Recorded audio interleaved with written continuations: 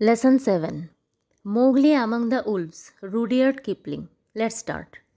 The author, Rudyard Kipling, was a famous English short story writer, poet and novelist.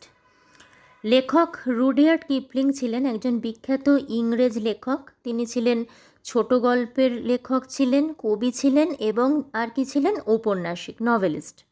He won the Nobel prize for literature in 1907। তিনি সাহিত্যে Nobel পুরস্কার পেয়েছিলেন 1907 খ্রিস্টাব্দে।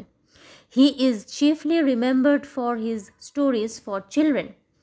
তিনি প্রধানত আমাদের মনের মধ্যে জায়গা করে আছেন কিসের জন্য না, বিশেষ করে তার ছোটদের জন্য লেখা গল্পগুলোর জন্য।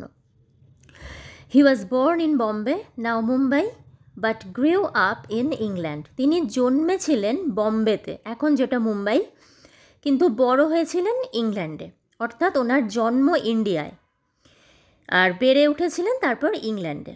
His best known stories are Kim, just so stories, the jungle book etcetera.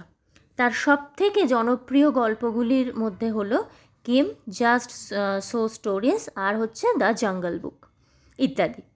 Mowgli among the wolves is abridged from a chapter of the jungle book. এই যে চ্যাপ্টারটা মোগলি অ্যামং দ্য উলভস, এই চ্যাপ্টারটা ওনারই লেখা দ্য জঙ্গল বুক এই বইটির একটি চ্যাপ্টারের সংক্ষিপ্ত রূপ।